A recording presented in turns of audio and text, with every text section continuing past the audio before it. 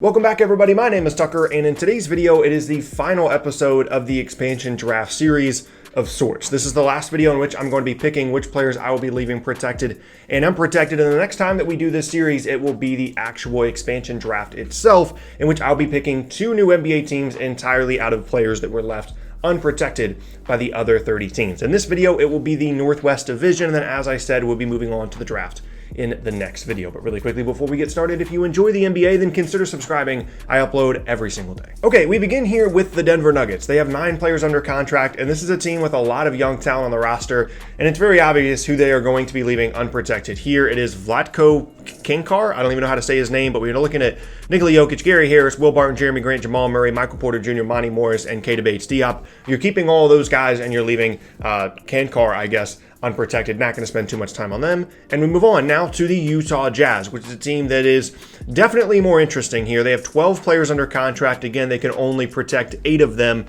And the conversation for me came down to the front court and whether I want to prioritize someone that's a little bit more of a veteran or someone that could be a bit more of an up-and-coming player as part of the rotation moving forward. So Rajon Tucker, Maye Oni, and Nigel Williams-Goss, those are 3 players that I'm definitely leaving unprotected. And then the fourth I decided was going to be Ed Davis. And the conversation was between Ed Davis and Tony Bradley, 2 big guys on the front court that can be in the rotation for this team. Ed Davis obviously being more the veteran. Tony Bradley as a first-round pick a handful of years ago that is now starting to develop for Utah and a potential future rotation piece for them. And if we're talking about, again, next year, this is in the 2020 offseason, Ed Davis is going to be a year worse, and Tony Bradley is going to be a year better. I don't think the gap is going to be all that different between them, and the possibility definitely exists that Bradley is just a better player next year than Ed Davis, and he's younger. I'd rather bank on the potential there. And so Ed Davis is going to be left unprotected along with those other 3 guys that I mentioned. Now we get to the Oklahoma City Thunder, who have 11 players under contract. Again, another team with plenty of young talent on the roster, and there were some difficult decisions to be made here. For me, I'm leaving Mike Muscala, Isaiah Roby, and Deonte Burton unprotected. And there's some obvious ones, right? Like Chris Paul, Steven Adams, Dennis Schroeder, Shai Gilgeous-Alexander.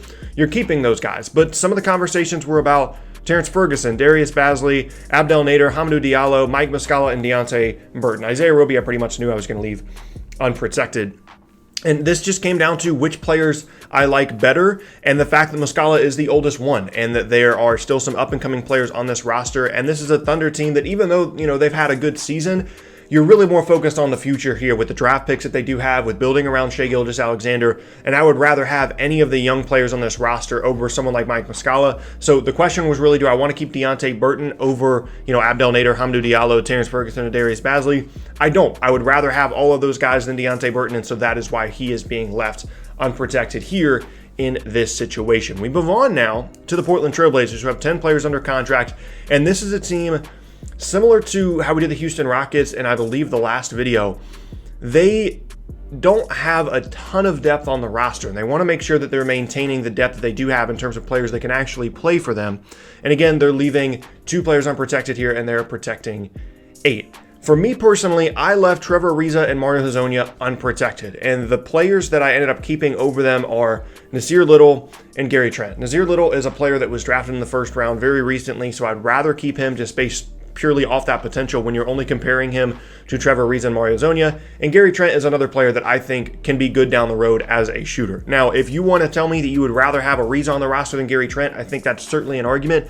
I'm just a little bit more pessimistic about the outlook of this Blazers team moving forward as it relates to actually being, a playoff team or a top 5 seed moving forward. And in that scenario, I don't see much point of hanging on to someone like Trevor Ariza in favor of someone like Nasir Little or Gary Trent in that situation in which the Blazers, I think they need to be thinking a little bit more about their long-term future here than, kind of continuing to push as contenders or trying to even just make the playoffs. This isn't even a playoff team this year, so I'm definitely prioritizing the younger players over the veterans, but that is just where I'm at personally. And the last team now in this division, before we get to kind of looking at the entire draft pool, kind of a preview of the draft, is the Minnesota Timberwolves. They have 11 players under contract, and again, some obvious ones. D'Angelo Russell, Karl Anthony Towns, Jarrett Culver, Josh Okogie, these guys are going to be staying, right? But there's actually some really interesting names near the bottom of this roster. The one obvious kind of veteran one that I know I'm going to leave unprotected is James Johnson.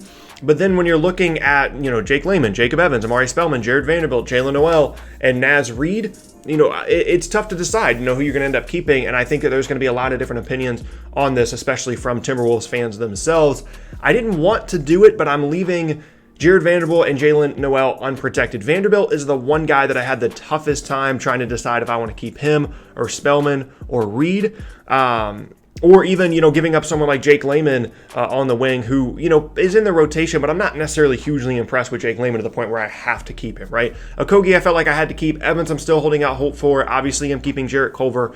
And so it's just kind of Spellman, Vanderbilt, and Reed because I felt comfortable with Noel or Noel and James Johnson leaving here. I just like Amari Spellman better moving forward. I like his jump shot better, and Naz Reid as an athlete and just a guy that's really going to fight inside kind of that Montrezl Harrell type mold. For Naz Reid, that's kind of just where I'm going with this roster, and I value those guys more than I do Jared Vanderbilt at this point. Okay, we move on now to looking at the draft pool really quickly, and then when I get into the next video in the draft, I'll just be able to go straight into it because you guys will have already seen the entire pool. We're looking here at the Atlantic Division first. Some interesting names on this list. Zaire Smith was left unprotected from the Philadelphia 76ers, has had some health issues coming into his first season, or his first couple of seasons, in the league, but I still think that he has plenty of potential. We also have important rotation guys like Daniel Tice, Enes Kanter that could potentially be picked up by a team that wants to prioritize the now a little bit more. And then a couple of other potential guys moving forward. Robert Williams, I think, would definitely be drafted,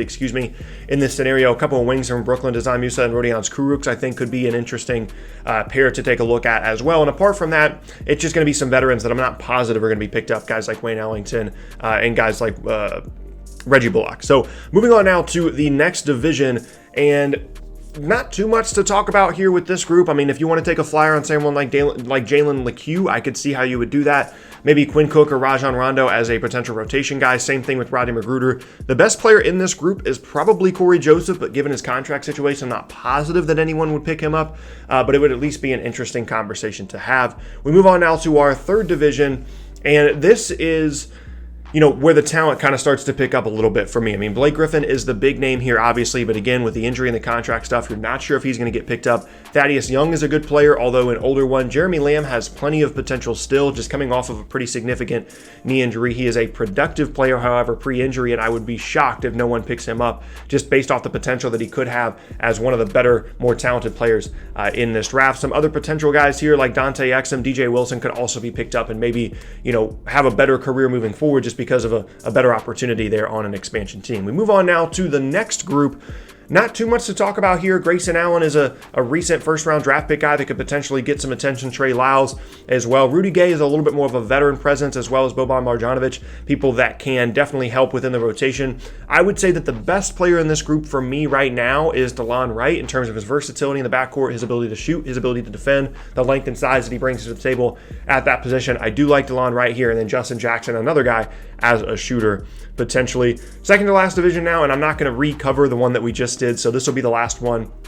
Not too much to write home about here. Nicholas Batum is the biggest name, and that is just because he was let go because of his contract and because he's been injured so much recently. I wouldn't be shocked to see someone pick him up just because, maybe there's a team that wants to prioritize being good right away as an expansion team, or at least as good as they possibly can be. And then the expiring contract value as well of Batum would be pretty valuable. Jerome Robinson is a recent lottery pick that could get some run on an expansion team and potentially, improve his career just based off that increased opportunity. And then Dwayne Dedmon is there as well as a potential nice rotation big. But that is going to be the end of this exercise in which I protected and unprotected players in the entire league throughout the NBA.